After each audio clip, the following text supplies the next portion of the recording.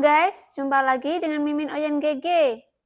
Mari kita lanjutkan cerita Donghua Dewa Xiuyan part 17. Ayo langsung aja kita ke alurnya. Namun Xiuyan tidak bisa bertanya-tanya.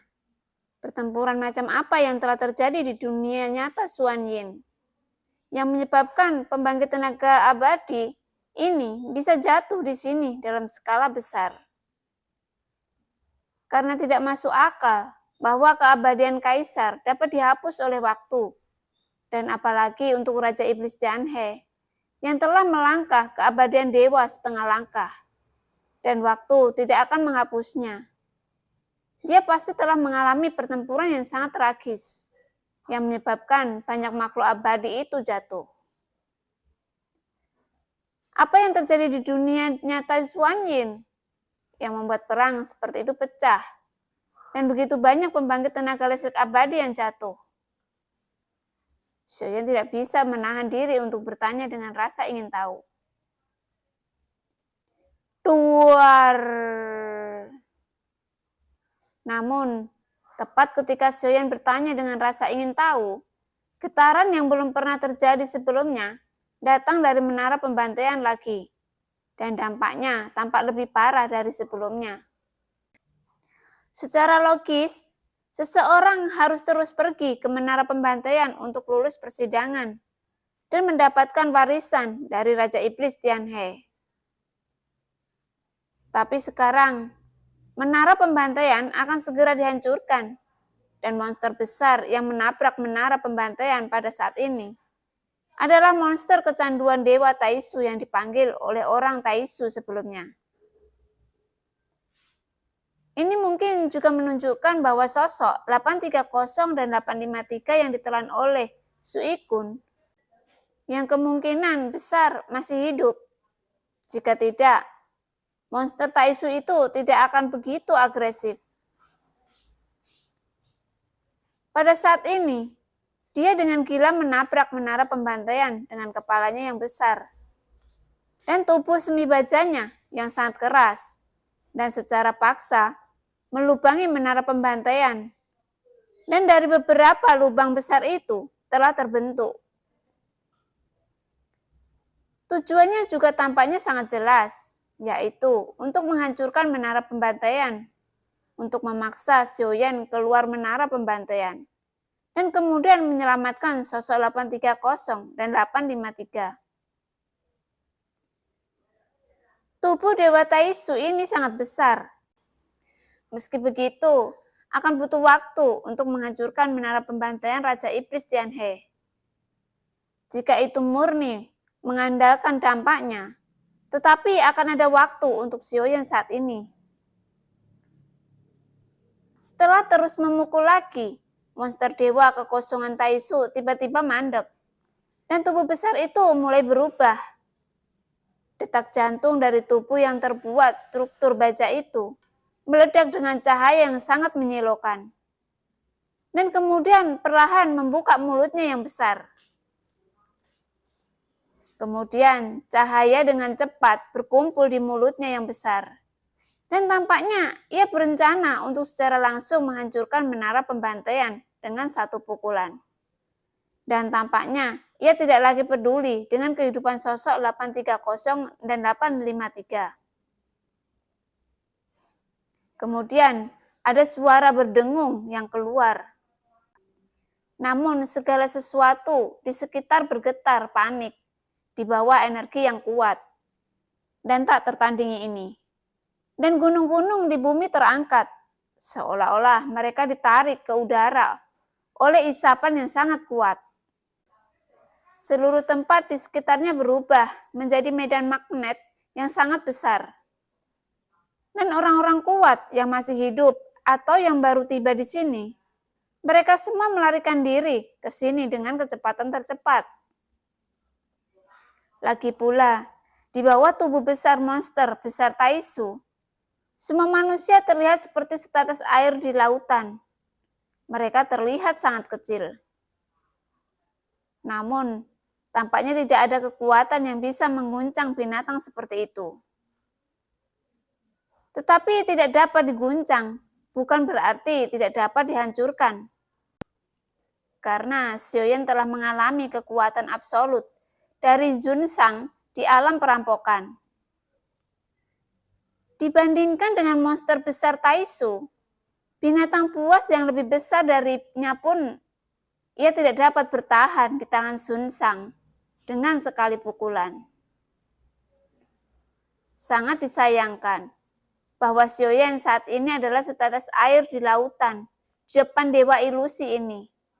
Dan dia rentan saat ini.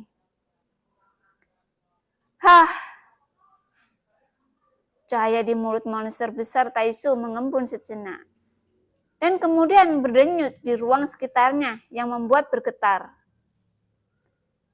Melihat bahwa berkas cahaya akan mengenai menara pembantaian. Tetapi pada saat ini, 1000 energi iblis yang mengembun di udara.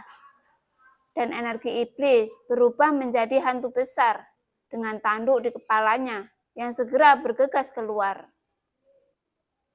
Di udara, itu bertabrakan dengan seberkas cahaya yang dikeluarkan oleh ketergantungan Dewa Taisu. Duar! Tiba-tiba, dampak kekerasan itu meletus, dan sinar itu menabrak hantu besar itu yang menciptakan tren konfrontatif untuk sementara waktu. Energi iblis terus mengalir keluar dari menara pembantaian. Dan hantu besar itu menjadi lebih padat saat ini. Dan secara bertahap memperoleh keunggulan selama tabrakan itu berlangsung. Semua cahaya jatuh pada hantu besar itu. Dan setelah sinar menghilang, hantu itu bahkan tidak berhenti. Tanduk ganda di atas kepala seperti banteng iblis. Bergegas langsung menuju monster besar Taisu itu. Pada saat berikutnya, hantu besar dan monster Taisu bertabrakan. Dengan ledakan, membuat suara tumpul itu masih sangat mengejutkan. Dan dampak yang terbentuk oleh benturan itu menyapu setiap inci ruang di sekitarnya dengan kegila-gilaan. Pada saat ini, ruangan di sekitarnya seperti permukaan air yang terganggu oleh batu. Dan riak-riak muncul lapis demi lapis.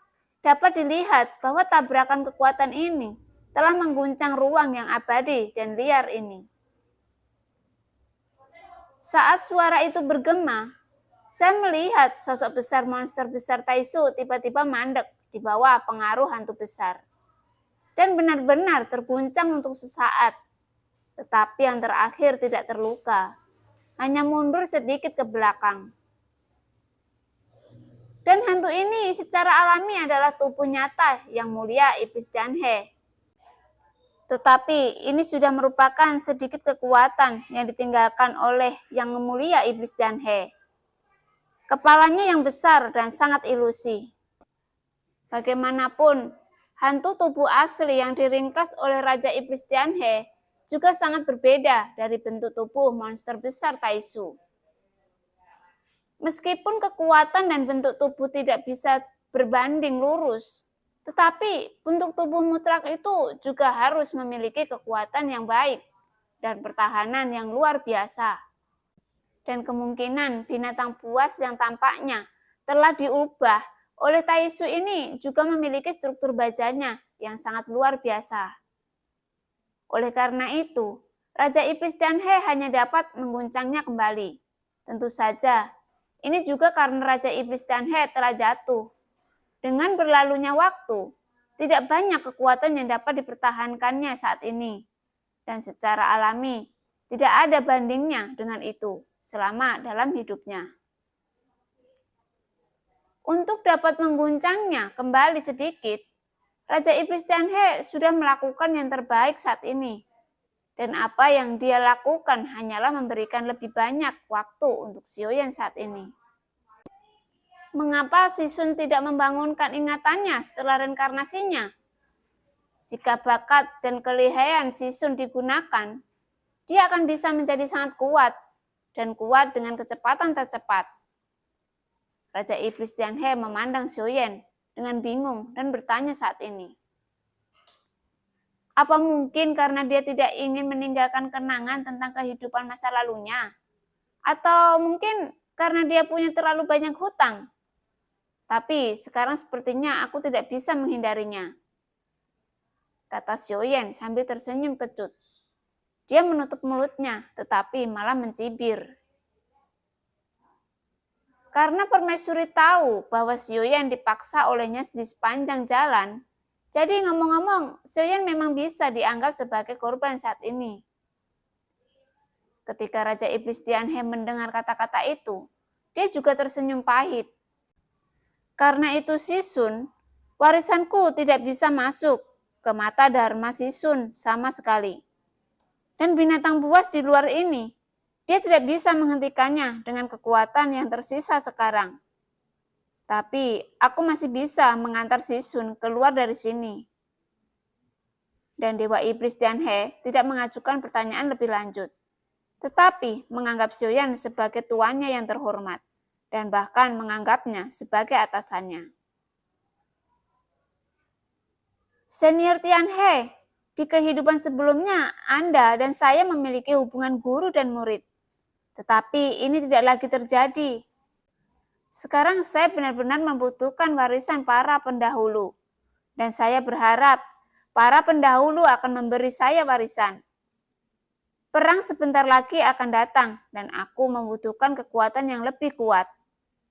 Xiaoyan segera berkata. Dan dia mengepalkan tinjunya, kemudian menangkupkan tangannya. Menyaksikan Raja Iblis Tianhe dengan hormat, membuka mulutnya.